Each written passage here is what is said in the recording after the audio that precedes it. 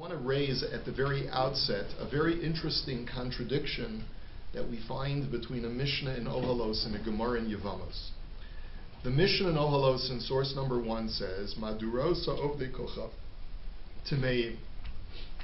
If a person is living in Eretz Yisrael, this is not a Kohen now because the Mishnah deals with the laws of Tum and Tahara for everyone who's living in Eretz Yisrael, because many communities in the times of the Mishnah and earlier, especially during the Second Temple era, made a point of living lives of avoidance of coming in contact with Tumah. So let's say I buy a house in Eretz Yisrael and I buy it from an Arab, and I want to be able to go and live in the house and assume that the house is completely cleared out of anything and there's no Tumah in the house. So the Mishnah says, no, that's not the case. If you buy the house from a Gentile, you have to assume that there's Tumah buried somewhere. And Kama Yisha B'sochan V'yehitzarech B'dika Arboim Yom. The rabbis, this is a rabbinic chumrah, you have to be living there for 40 days or more in order to be required to completely unearth the house to make sure that there's no tumah. If it's just a temporary dwelling, if you're just checking into a hotel, you can rely on a chazaka that there's no tumah. But if it's going to become a permanent residence for you, now the truth of the matter is that it's the way that Rashi learns, it's not how long the Jew is supposed to live there, it's how long must a Gentile have lived in the past in that house in order for there to be a presumption of tumah. And so the answer is 40 days. Why? Because this is the amount of time that it would take a woman to become pregnant and to miscarry a fetus that would transmit tumah. Because if she moved in one day, conceived, and on day 40 she moved out and miscarries a fetus, that fetus transmits tumas hames. And our concern is that because of the promiscuity of the other nations, people are going to be having abortions and miscarriages right and left, and they won't want to reveal it, so they'll be burying dead fetuses under the floorboards or under the dirt of the house. And therefore, if you go into a house that was lived in for 40 days or more by a Gentile family, you are not allowed to presume tahara, you have to presume tumah. And apol pisha enimo isha. And that's true even if the last resident, who was a non-Jew, was not married. There was no woman living in the house. Why? Because we're concerned that he's a hot playboy and that he'll bring a girlfriend over to have her have an abortion, and that's why you have to worry. The only leniency that you have is that if a Gentile had been living in the house for 40 days or more, but you had assigned a servant or even a Jewish woman to stand guard at the house to make sure that no women were giving birth or having abortions in the house, so then you can assume that there is no tumah buried in the house. Now what we see from here, what becomes clear is, and as Rashi says, the reason why you have to presume tumah is because this is where we have to assume that people buried aborted fetuses under the ground in the house. Now this implies that even if you're not coming in direct contact with a Gentile corpse, the Gentile corpse still transmits what we call tumas ohel. It transmits tumas ohel, that just being in a house, where somewhere in the house there may be buried a fetus, that transmits tumas ohel. Because the whole house now has a presumption of tumah. That's the simple understanding of this Mishnah. And it would therefore imply that a Gentile corpse transmits tumah in the very same way that a Jewish corpse transmits tumah, which is not just through touching, but also being in the same room as the corpse will render everyone in that room to be tamei. Okay? That's the simple conveyance of the Mishnah. Let's take a look at a Gemara in Yevamos now. Tanya. V'chein haya Reb Shimon ben Yochai omer, kivrei ovdei kochavim einon mitamein ba'ohel. Comes along Reb Shimon ben Yochai in the Brisa, and he says, just to the contrary, that graves of Gentiles do not transmit tumas ohel, which means that if you're in the same room as a Gentile corpse, you do not become tamei. Shenemar, vo'etein soni, son mar'isi adamatem. It says a pasuk in Yechezkel that I have placed my flock, the flock of my shepherding. You are called Adam. You, my flock, the Jewish people, are called Adam. And this is a very, I guess you could say, racist Gemara. Atem kruyim Adam, ve'en ha'ovdei kochavim kruyim Adam. You are Adam, you are called Adam, and the other nations are not called Adam. So therefore, when the Torah says, Adam ki yamus ba'ohel, when a person dies in a tent, he transmits tumah throughout that tent, it's only referring to a Jewish Adam and not to a Gentile who's not called Adam. So the Gemara now says Meisvei. Let's raise a contradiction. V'nefesh Adam shisha asar elef. What about the fact that when the Jews went to war with Midian, it says that they smote 16,000 people. And the word Adam is used over there to refer to Midianites who fell in battle. So you see that even Gentiles are called Adam. So the Gemara says that's not a good example, mishum behema, because over there the Torah needs a word to contrast with animals, which are also listed as the things that were the subject of war. So therefore, since we're contrasting it with behema, we use the word Adam for lack of a better word. But anytime you find the word Adam that's not being contrasted with behema, it refers specifically to Jews. The Gemara then brings another contradiction. Look at the pasuk in Yonah. It says, Asher yeshba harbe mishtem esrei ribo Adam, Asher lo yada ben yimino lismalo vehema rabba. Look what it says in Yonah. That God, the very last pasuk of Yonah is where God says to Yonah, why should I not care about the people of Nineveh, who are 12 myriad people, 120,000 people? Should I not care about these people? And there too, the Gemara says, Mishum Behema. There too, God was talking about both Adam and Behema, and because of that contrast, the word Adam is used for lack of a better term. But what about another pasuk? Kol horei nefesh v'chol nogea bechalal tischatau. So what about the pasuk that says, again with the Midianite war, that anyone who killed a soul, or anyone who touched a corpse, shall have to purify himself. So you see that Gentile corpses do transmit tumah, asks the Gemara. Otherwise, why was it necessary for the soldiers to have to purify themselves? Answers the Gemara, Dilma iktil chad mi Yisrael, because maybe a Jew was killed in battle. The Rabbanan who disagree with Reb Shimon ben Yochai and say that a Gentile does transmit tumah, lo nifkad mimenu ish. The pasuk says that no Jew fell in battle, so the only corpses were Gentile corpses, and we see that they transmit tumah. But the Gemara says, so what is Reb Shimon ben Yochai going to do with that? Lo nifkad mimenu ish la aveira. He'll say, when it says that there were no casualties, it means that there were no casualties of sin. No one died because of sin, but there were Jewish soldiers who were killed. They just weren't killed because of sin. They were killed because for whatever other reason. So it could be that the pasuk is talking about Jews. Ravina Omar, Ravina says, no, that pasuk bichlal is not a problem, because nehidim ma'atinu kra me'atmuye ba'ohel dichsiv adam ki yamus ba'ohel mimaga umasa mima'atinu kra. Finally, Ravina says, you're misunderstanding the whole point. He says, I grant you that Gentiles are excluded from transmitting tumas ohel, but they're not excluded from transmitting tumah altogether. Everyone will agree, even Reb Shimon bar Yochai, that if you touch a Gentile corpse, you become tamei.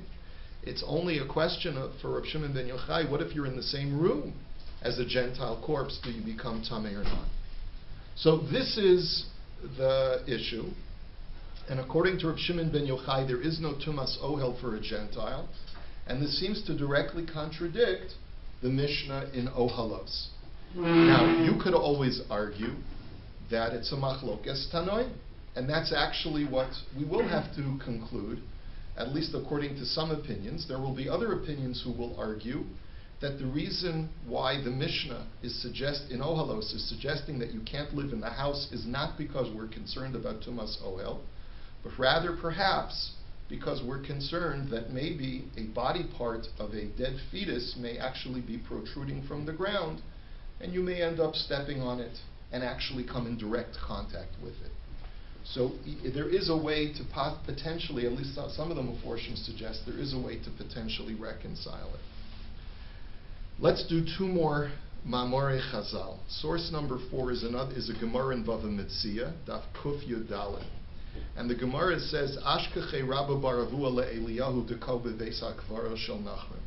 One day, Rabbi bar Avuha, who could encounter Eliyahu Hanavi because of his great righteousness, once finds Eliyahu Hanavi in a cemetery. Now, what can you tell me about Eliyahu Hanavi? He's a Kohen. According to some Midrashim, he's a Kohen, right? According to other Midrashim, he's descended from Rachel. So that seems to be a contradiction. But certainly this Gemara is going to assume that he's a Kohen, and therefore this prompts, we're skipping a chunk of the Gemara, but this prompts Rabbi bar Avuha to ask Eliyahu, Amar lei, lav Kohen humar? Aren't you a Kohen, so what are you doing in a cemetery? So my time a Kohen mar beveis hakvara. So Amar lei, lo masni mar taharos. So Eliyahu chastises him. He says, I see you don't study the laws of taharos. Because the Tanya, Reb Shimon ben Yochai Omer, Kivreihen shel Nochrim ein mitamin. As it says that the graves of Gentiles do not transmit Tumah. Shenemar vo'etein sonim arisi adam atem krim adam ve'ein Nochrim kriyim adam. You are called Adam, and the Gentile corpses are not called Adam. So, it seems that this Gemara is consistent with the Gemara in Yevamos, that as long as you don't come in direct contact with the corpse, even if there's just a buffer of space between you and the corpse by a Gentile, we don't say that the Tumah is transmitted to you. There has to be direct contact. There's another medrash, which is not as well known because it's not in the Gemara, but we're going to see the Rishonim quoting this medrash. This set of midrashim can be found in the Yalkut Shimoni, but its original origin is from an obscure medrash called Asara Harugei Malchus, which is a midrashic text to describe how the 10 martyrs died. And in this medrash, it talks about Rabbi Akiva's tragic death. And it says, Yatsa Sabaskol ve'omra Ashrecha Rabbi Akiva shehayisa tzadik v'yashar v'yatsa nishmasecha b'tzadik v'yashar. According to this medrash, Rabbi Akiva cried out, Kel emunah ve'ein avel tzadik v'yasharu, that God is tzadik v'yashar. This medrash does not have the Shema Yisrael Hashem Elokeinu Hashem Echad version. It has the tzadik v'yashar version. But in any event, uchesheniftar bo Eliyahu hanavi zochur latov, v'natlo al kseifo v'naso chamesh parsos. When Rabbi Akiva finally expired, Eliyahu hanavi comes, carries him on his shoulders, and carries him for 5 parses, which is like 15 kilometers. 15? Yeah, I think. Upagabo Rabbi Yoshua Hagarsi, Amar le v'chi eincha Kohen. So Rabbi Yoshua Hagarsi comes over to Eliyahu and he says, how can you be carrying a corpse? Aren't you a Kohen? So Amar le gufo shel tzadik eino mitameh. So he said, it's not a problem because Rabbi Akiva is a tzaddik and he does not transmit tumah. Now, that Gemara is not directly related to the laws of a Gentile transmitting Tumah, but you'll see why this medrash is important momentarily. Comes along the Tosfos HaRosh, which is one of the Tosafistic interpretations, right, attributed to the Rosh. And it says as follows, Kivrei Nachrim ein metamin bo. The Rosh says something very startling. He says when the Gemara says that Eliyahu in Bava Metzia told Rabbi bar Avuha that it's okay for me to be in the cemetery because Gentile graves do not transmit Tumah, he says, Dechuye kamadchi le, velo ka'amar le aliba dehilchasa. Eliyahu Hanavi was not really telling the truth. Eliyahu Hanavi was deflecting the argument as to what he was doing in a cemetery, because really the halacha is that Gentile graves do transmit Tumah. The less hilchasa Reb Shimon, ela Reb Shimon Gamliel, the Amar Maduros Hanochra Mitama Mishum Ohel B'Shilhei Ohalos. And the reason is because we don't paskin like Reb Shimon Bar Yochai, but rather like the Mishnah in Ohalos, which is like Reb Shimon ben Gamliel, which says that stepping inside a residence that was previously occupied by a Gentile has a presumption of tumah. So you see that there is a transmission of tumah from a Gentile corpse, even in an ohel. Aval ikar taimo lo haya elo mishum derov aronos yesh bahem poseach tefach v'yesh mekomo shelo gazru kagon lotzeis likras melachim v'chayotze bo. So what was Eliyahu Hanavi's real reason as to why it was permitted to step on the graves of the Gentiles? It had nothing to do with the principle of Tumas Ohel, but rather it had to do with the principle that if you're buried in a casket and there's a tefach of airspace between the corpse and the top of the casket, the Tumah, which is tantamount to Tumas Ohel, is interrupted and does not rise above the casket. And even though rabbinically it is still forbidden for a Kohen to walk over such a grave, even for a Jew it's still rabbinically prohibited, nevertheless, the rabbinic ban Eliyahu felt for necessary functions was lifted. If there was a compelling reason, sometimes you could lift that ban. So, for example, if a Kohen is going to greet a king, and the only way for him to go out and greet the king, which is in itself a mitzvah, is by stepping over graves where he knows that there's an interruption of tumah because of the airspace in the casket, even though that's rabbinically prohibited, he's allowed to jump over the graves and run through the graveyard. That's Azoi Paskin the Rush. V'chein matzinu shahayadocha kishenikva Rabbi Akiva v'amar lo v'chi eincha kohen v'heishiv tzadikim eina metamim. And we find the same kind of less than truthful deflection that Eliyahu Hanavi offered to Rabbi Yoshua Hagarsi in our Medrash. He said to him, how can you be carrying a corpse? You're a Kohen. What was Eliyahu's response in the Medrash? Rabbi Akiva's a tzaddik, he doesn't transmit tumah. But that really wasn't true. He just said it out of honor to Rabbi Akiva. Umishum kvodo shel Rabbi Akiva omar kain v'taima mishum demei haruge malchus hava v'hayu yureya milakavru meis mitzvah haya.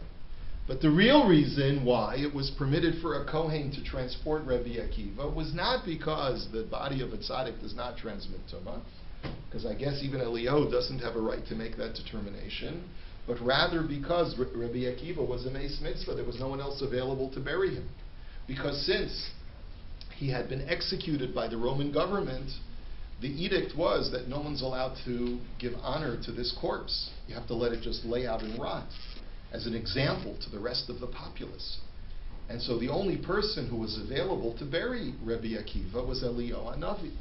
And we know that when it comes to a meis mitzvah, no matter how holy your task in life is, you have to be metame yourself in order to bury a meis mitzvah when there's no one else to bury.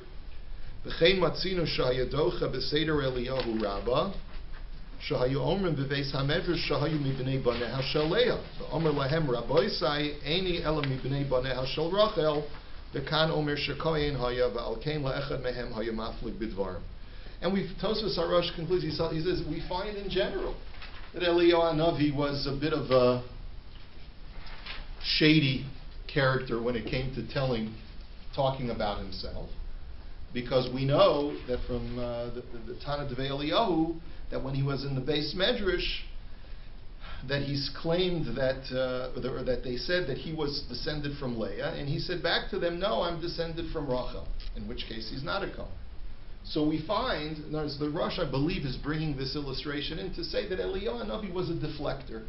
You can't always trust what Eliyahu Hanavi said.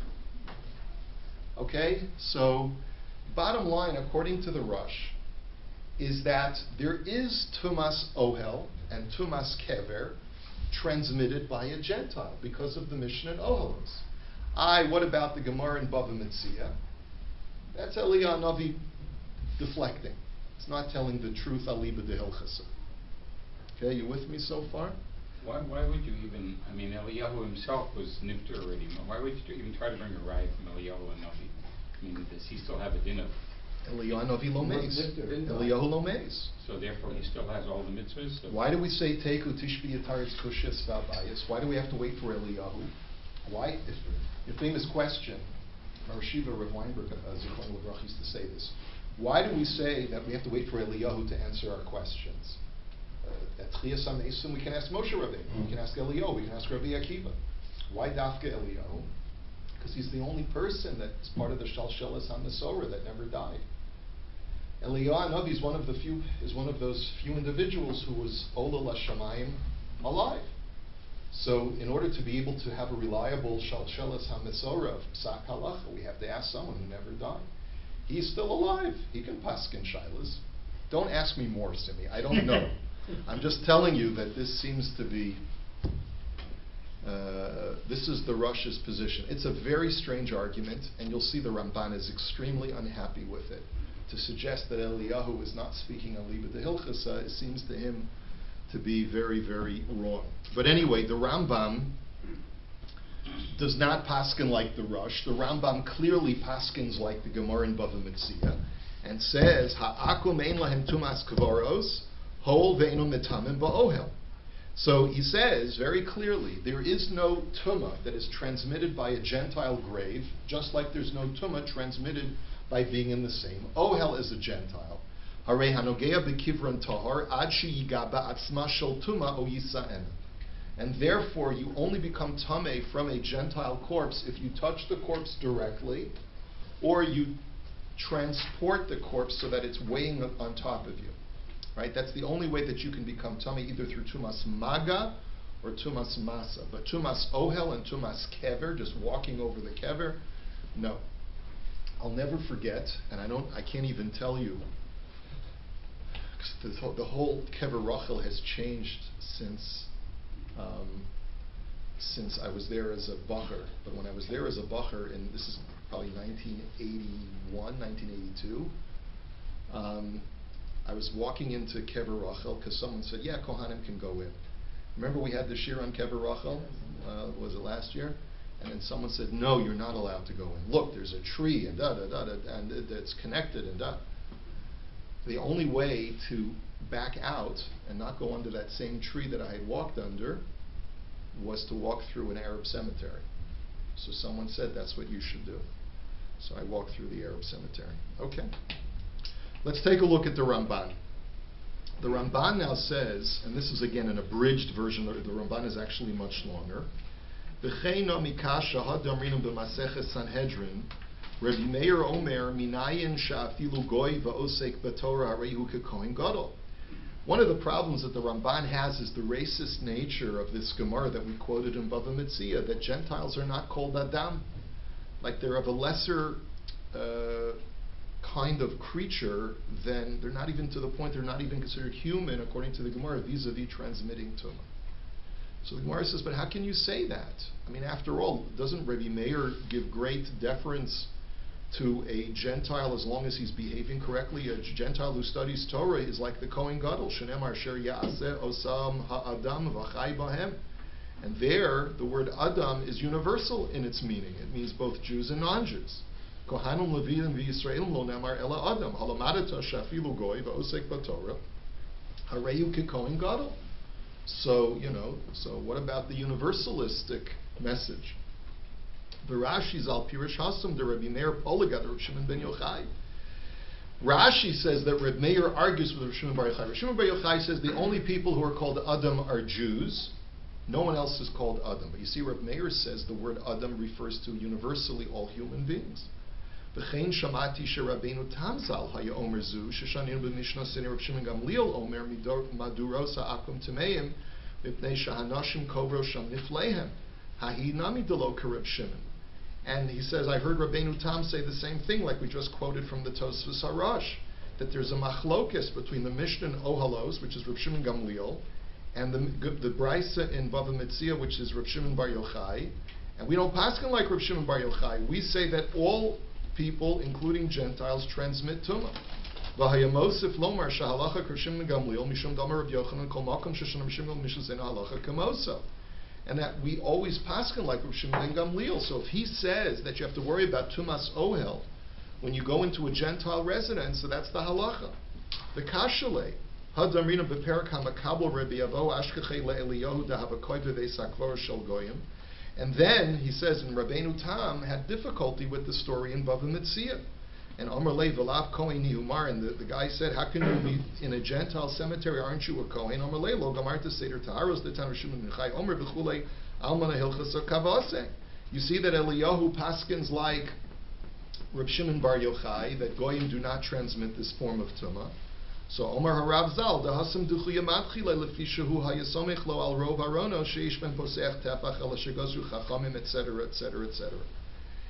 And he basically reiterates the Tosfos Harosh. So skip to the second paragraph, and he says, Ve'ein devarim halalu nichonim. But he says, but this is not true. It's not true. You can't say that Eliyahu was being deflective. Mishum de'ahi klala de'amrinan kol makom sheshana Reb Shimon Gamul b'mishnah sein halacha kamoso lesa kedapasak Rabbeinu Hagadol zal beper get pashup. So first of all, he says, and I think Rabbeinu Hagadol is the Rambam. And what he's saying is that you see that sometimes we don't paskin like Reb Shimon ben Gamliel. It's not always that we paskin like Reb Shimon ben Gamliel, so you can't say automatically that the halacha is like the Mishnah in Olos.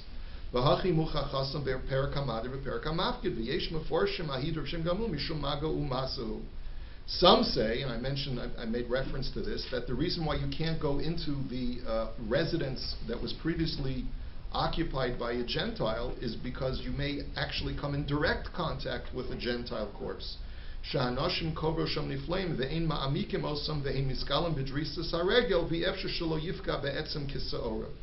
Or v'magu v'masa moderushim ben Bar Yochai. He says maybe you'll end up touching an actual bone fragment that was not, because it wasn't buried properly, the fetus, and that's why we're concerned. Umikol makom vaday ben Yochai kaimelon mishum demai sarav.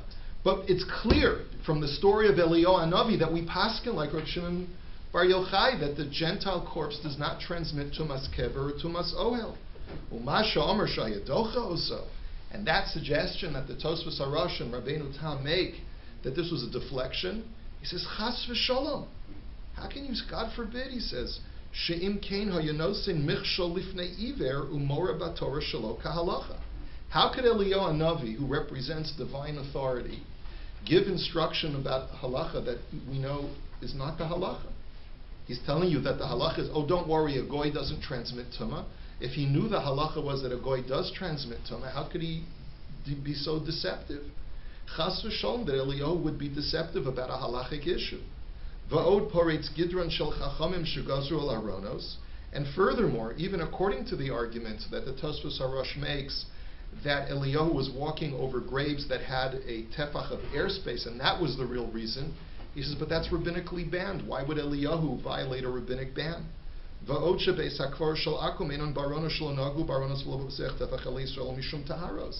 And finally, if this is a Gentile cemetery, since when can you assume that Gentiles bury their dead with an airspace of 1 tefach between the corpse and the top of the casket? That's only a Jewish practice. It's a Jewish practice in order to avoid the transmission of tumah. But Gentiles don't care about tumah, so they're not careful to have a tefach of airspace between the corpse and the top of the casket. So the Ramban says the whole argument of Rabbeinu Tam and the Tosfos Harosh is not satisfactory. So therefore the Ramban is clear. He paskins unequivocally, as does the Rambam, that Gentile death, Gentile corpses do not transmit tumas ohel or tumas kever. Okay. Use the word akum. No distinction here between no distinction between a righteous Gentile and an akum. Akum is the generic term that's used for a non-Jew in much of halachic literature. Sometimes there are distinctions drawn when we talk about yayin nesech and things like that, but they have to say it explicitly if we want to make those distinctions. So right now we have a machlokes rishonim. We have the Balei HaTosfos on one side, and we have the Rambam and the Ramban on the other side, as to whether a Gentile corpse transmits tumas ohel or not. The Sefer Yereim, a later Rishon, says that b'maga umasa shel meisei ovdu kochavim yesh osrim. He goes even further, and he says something pretty astounding. He says that there are those who say that touching a Gentile corpse transmits tumah. And he's talking about Kohanim over here, because he says, because the Gemara had said in Bava Metzia, that Ravina had said, granted that they don't transmit Tumas Ohel, but touching them they do transmit. Comes along the Yereim, and without going into the long, lengthy discourse that he gives from Maseches Nazir, which would take us too long, he says, V'yesh lahavi raya leheter, from Maseches Nazir, he says, I hold that it's permitted for a Kohen to even touch the corpse of a Gentile. The Kaven da Ashkechinan benazir shemuter b'meisei of the kochavim kohenami loshna. The Yereim demonstrates, using the Gemara in Nazir, that a Nazir, even though he's prohibited from coming in contact with corpses, is not prohibited from coming in contact with Gentile corpses, even direct contact. And if a Nazir is not prohibited, then a Kohen is also not prohibited, because the Gemara makes a direct equivalence between the laws of Nazir and the laws of Kohanim. So therefore the Yereim argues that not only is a Kohen not prohibited from being in the same airspace of a Gentile corpse, there's no prohibition for him to even come in direct physical contact with a Gentile corpse. Now, some have tried to use the Sefer Yereim. This would be a great heter, right? Because now a Kohen can go to medical school without any problem. But the Yereim is not how we paskin. However, as you'll see in just a minute, Rav Moshe Feinstein in source number 10 has an extensive, like pages and pages and pages and pages on the way that the Shaila was presented to Rav Moshe was, is it permitted for a Kohen to have a surgical procedure whereby the surgical matter that is being attached to his body is from a cadaver? And of course, the issue is that he's coming in direct physical contact with Tumah. So would a Kohen be allowed to have that procedure? Rav Moshe's conclusion is that it is permitted. However, it's not so simple. In other words, he goes through a number of different permutations, and of course, part of it has to do with quality of life and a person's health and so forth. But in the course of that discussion, Rav Moshe says, and all those, also by the way, one of the arguments that's presented is the person is asleep when he's having the procedure done, so he's completely non-cooperative and is not helping at all in this procedure. He's having another person do it, so that could be a mitigating factor. Anyway, in the course of that whole discussion, he says that the Sefer Yereim is not just a das yachid. He says, "Umatzasti shegam ha'eshkol hevi sheyesh sesavri sha'af l'ravina demetami meisei akum b'magu v'masa ein kohanim musar maleim." He says, Sefer ha'eshkol, which is an earlier Rishon, writes that even though there is tumah transmitted by a Gentile corpse, but a Nazir and a Kohen are not prohibited from coming in contact with those forms of tumah. The Torah only prohibits a Kohen and a Nazir from coming in contact with Jewish death, but not with Gentile death. V'imkein matzinu gam mehagaonim shekadmu lahayireim shahayu min shesovrim kahayireim v'nimsa shaharbe sovrim kamoso mikol makom vaday hayesh rabim cholkem alav ve'in lasos kamoso ledina. But since so many argue with the Sefer Yereim, you cannot rely on him for psak halacha. However, mikol avol al kol panim shita zu dahayireim mistaver shahaya shayach litzaref lahatir im haya od safek.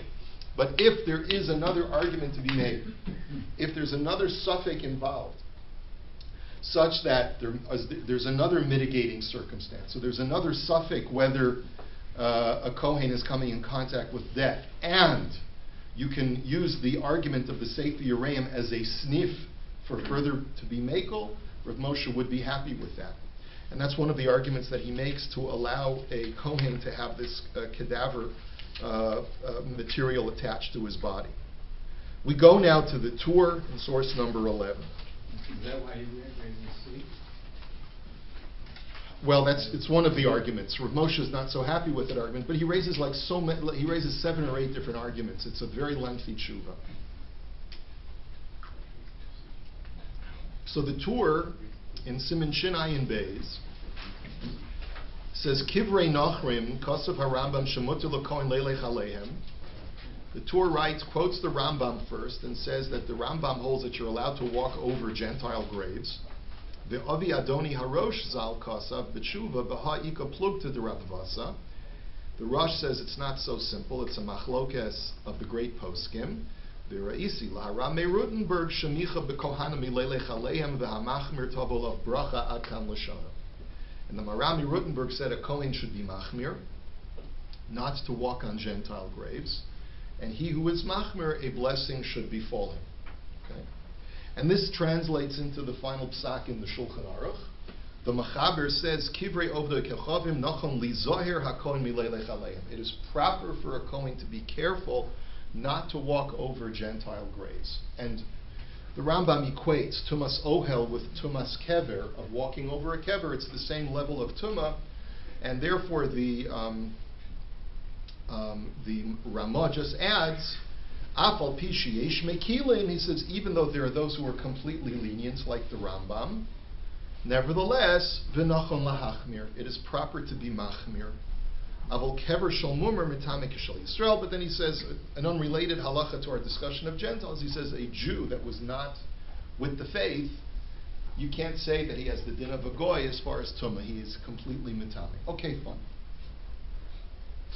So, where are we at this point? At this point, we're at the psak of the Shulchan Aruch.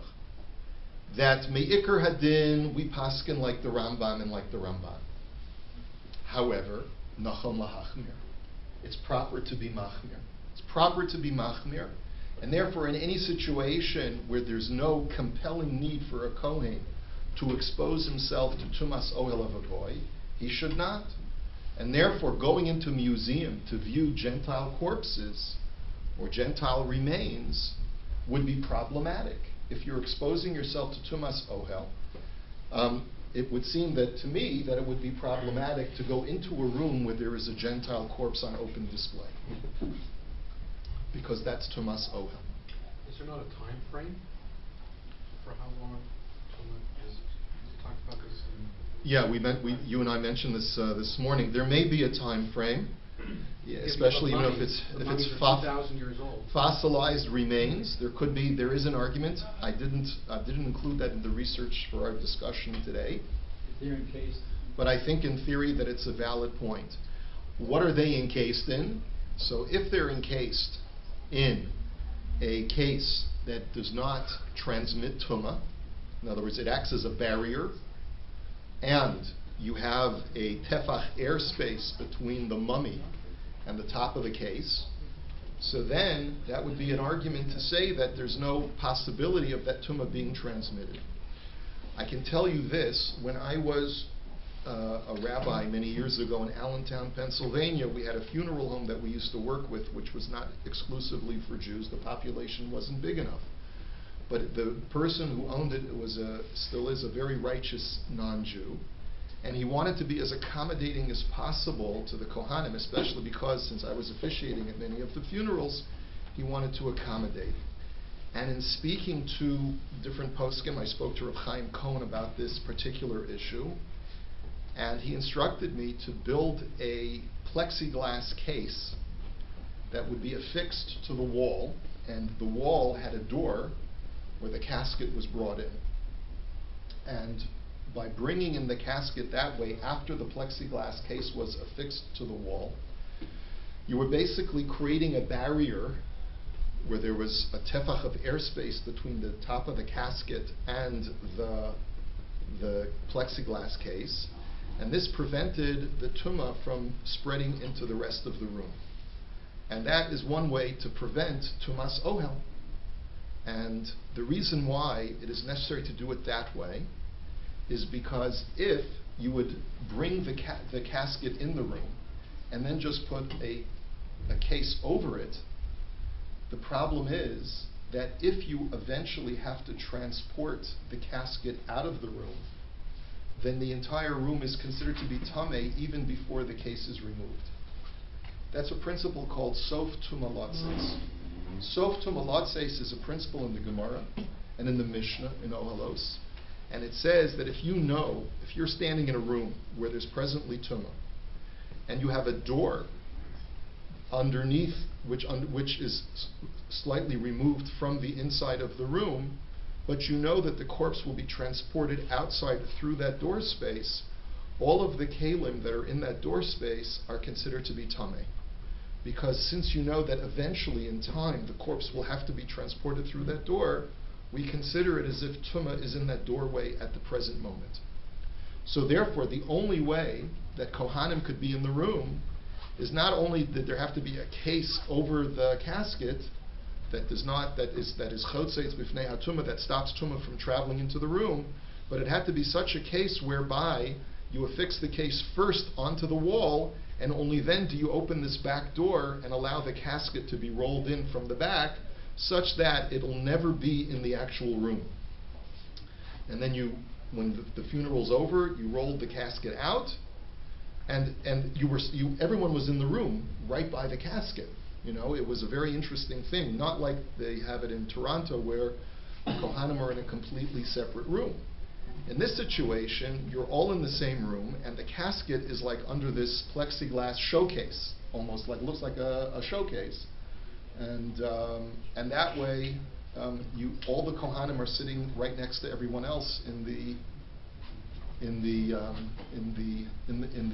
mortuary, in the chapel. Okay, so that's the way we did it. What about the goyim that were in there before? What's that? What about the non-Jews that are in there before? Well, okay, so granted, it'll only work if there's no other corpse in the room, in the building at the time.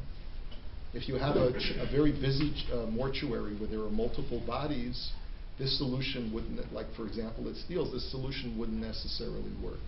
If there were bodies in there before but they've been cleared out, that's not a problem. It's only if you presently have a corpse, even if the corpse is currently covered properly, but if eventually that corpse will have that cover removed, so then you consider tumah in the room right now. What is the requirement to have the oren inside the room where the levias, your husband, is taking place? What is the requirement? I don't believe that there is a requirement.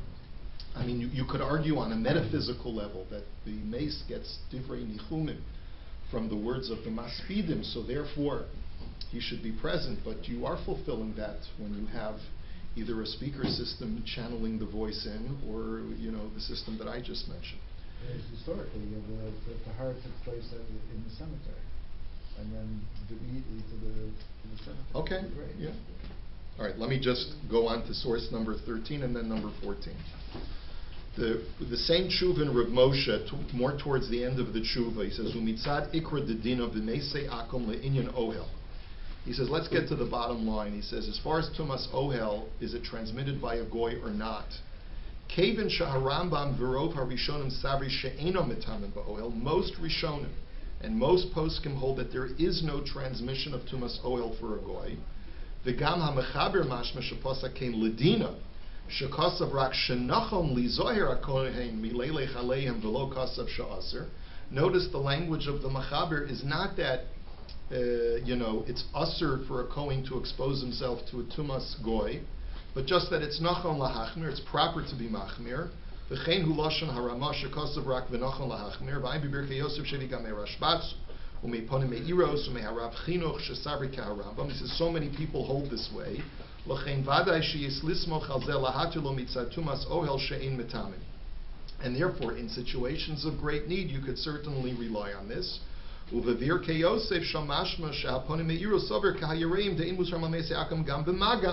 some even go as far to say that in cases of great need, even touching the Gentile corpse is not prohibited.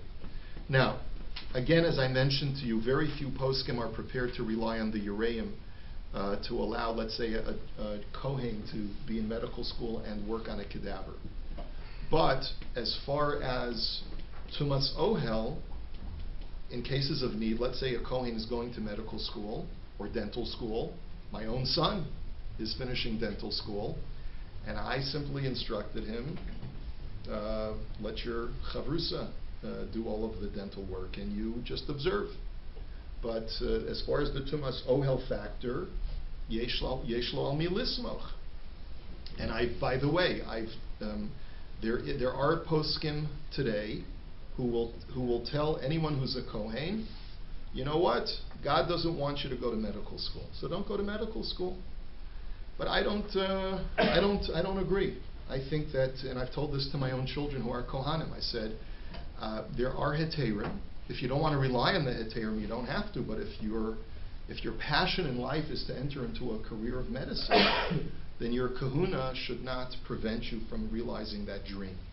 There are ways to get around it, especially now since there are medical schools in Eretz Yisrael and also now in New York that will make accommodations for Kohanim and not require them to actually come into physical contact with the cadaver.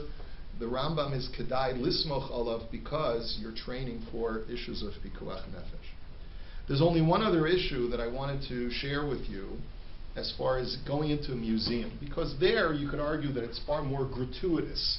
There is no compelling need for a Kohen to enter into a museum. It's not like he's doing something valiant like training to save lives, right? It's not like even you could even, and then of course you have the question, can a Kohen be mevaker cholim in a hospital where there's a great likelihood that there's a Gentile corpse somewhere in the building? So here's where you have to really understand a greater level of intricacy in the laws of Tumah v'Tahara. One of the things that we have to appreciate is that if you have a house that has a wall running down the center of the house, even though there's a roof that covers both rooms, if you have a corpse in one room and you have a Jew in the other room, the Tumah does not travel from one room to the other if there's a wall dividing between them. There simply is no Tumas Ohel if there's no passageway between room A and room B. So that's the standard halachas of Tumas Ohel.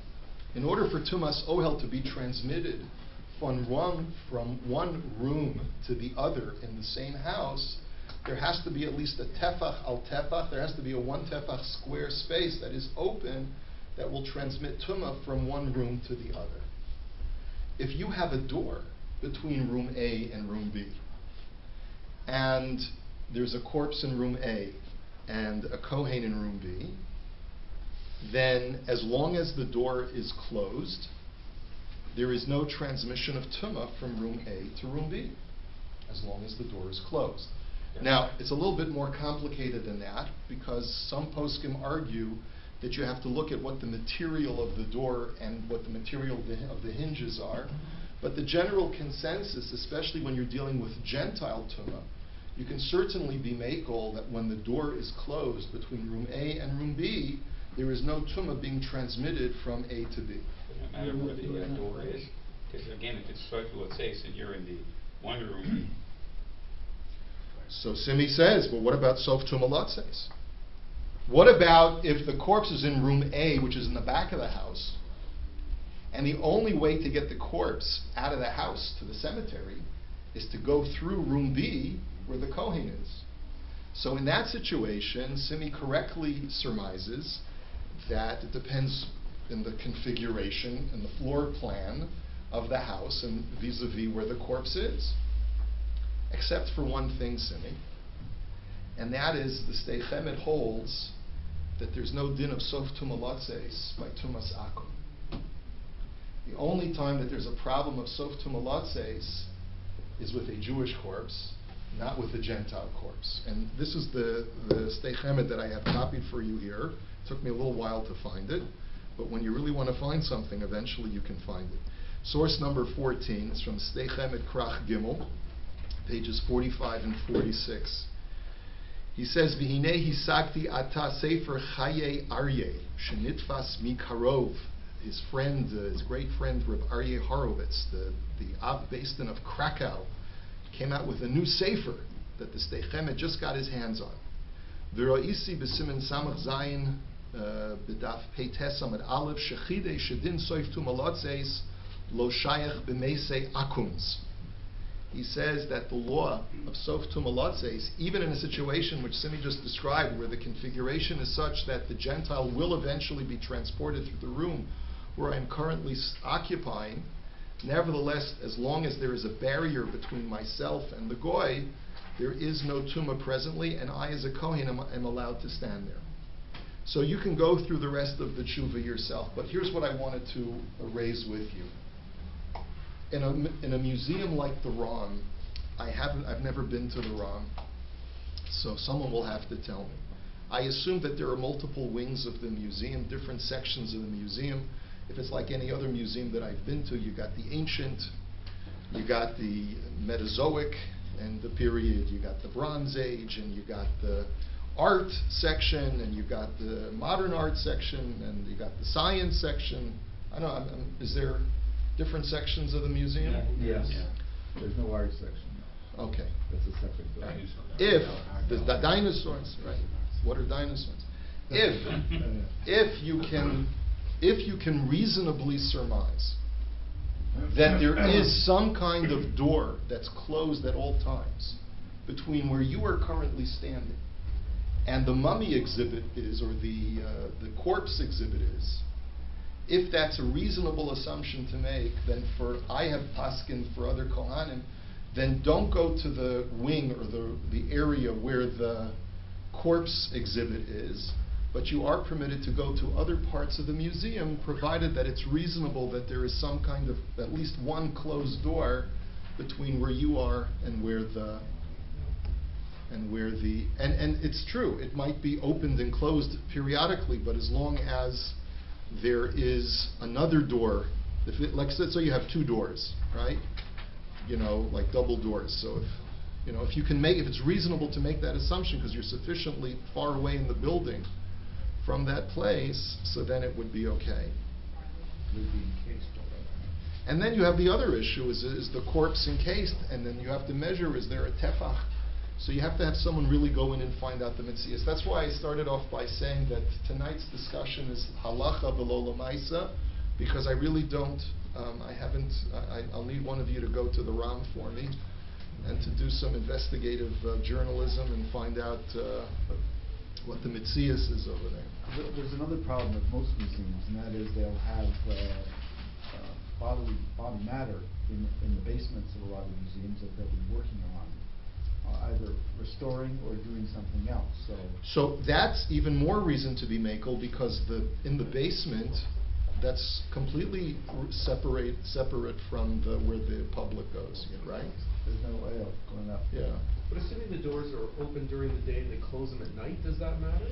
I don't think that's going to make a difference. If at the time when you're there the doors are open, that's going to be a problem. Uh-huh. An elevator constitutes a closed door, so if the only way that you can get up to the corpse is by taking the elevator, I think that's a reasonable way to consider it to be two separate domains. Yes?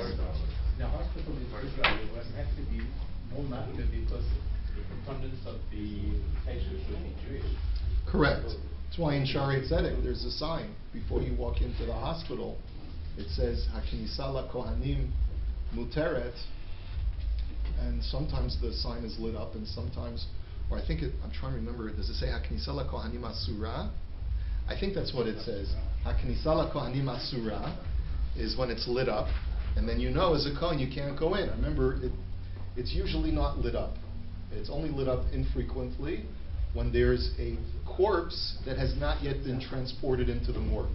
Let's say again, in hospitals, when you have a corpse that's transported to the morgue, since the morgue is a completely sealed off area that has closed doors, so the poskim say it's not a problem. Yeah. Same thing with an airplane?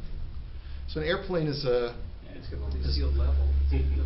No, but they're... Right, so that's a separate... Walking down, it's my elevator. Right. So it may be... I will B'li Neder spread a separate shiur on whether a Kohen can fly on a plane where there is a mace, let's say, going to Eretz Yisrael. I want to set aside another time to discuss that. That may be part 2 of this discussion. Yes? So a practical, very practical example. If you're with a Kohen is with a relative, let's say in an emergency room, and next to, in that same emergency room, there's somebody, a non-Jew, who is who dies.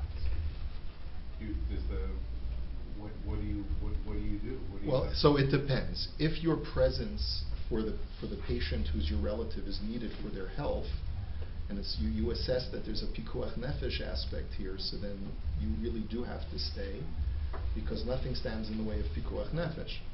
If, however, your relative is sleeping peacefully and you discover that there's a person who's just passed away in the bed next door, so then you should vacate the wing where the corpse is until they move the body to the morgue. Okay? But remember, tumas meis for a goy is only a chumrah, nachon lahachmir.